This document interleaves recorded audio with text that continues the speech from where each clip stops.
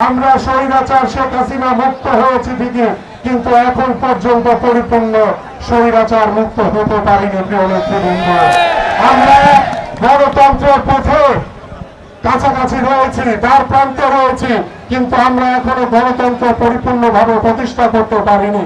আমাদের যখন গণতন্ত্র প্রতিষ্ঠার জন্য বাংলাদেশের জনগণের ভোটের অধিকার নিশ্চিত করার জন্য আগামী ফেব্রুয়ারিতে যে নির্বাচনের আহ্বান করা হয়েছে, সেই নির্বাচনকে আমরা বাংলাদেশ জাতীয়তাবাদী দল বিএনপি, এদেশের সাধারণ মানুষ সকলে একাগ্র চিত্তে গ্রহণ করে সাধুবাদ জানিয়েছে যে দীর্ঘ 15 বছর বাংলাদেশের মানুষ ভোট দিতে পারে না।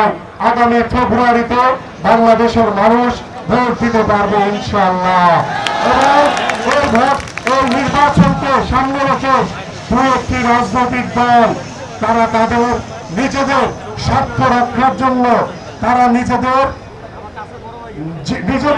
নিজস্ব এজেন্ডা বাস্তবায়ন করার জন্য, তারা এই নির্বাচনকে পিছিয়ে দেওয়ার জন্য, নির্বাচনকে বানচাল করার জন্য বাংলাদেশের মানুষের বিরুদ্ধে গিয়ে তারা বিভিন্ন ষড়যন্ত্র এবং নির্বাচনকে বানচাল করার জন্য বিভিন্ন ষড়যন্ত্র করে যাচ্ছে। প্রিয় নেতৃবৃন্দ, কিন্তু আমরা দৃঢ়ভাবে বলতে চাই, যারা আজকে বাংলাদেশের মানুষের বিরুদ্ধে গিয়ে ষড়যন্ত্র করছে, যারা বাংলাদেশের মানুষের গণতন্ত্র প্রতিষ্ঠার যে পরিপূর্ণ ধাপ সেটাকে হরণ করার জন্য বিভিন্ন ষড়যন্ত্র করে বেড়াচ্ছে, আমরা দৃঢ় হাতে সকল ষড়যন্ত্র মোকাবেলা করে ইনশাআল্লাহ আগামী ফেব্রুয়ারিতে একটি অবাধ সুষ্ঠু নির্বাচনের মাধ্যমে বাংলাদেশে জনগণের সরকার প্রতিষ্ঠা হবে।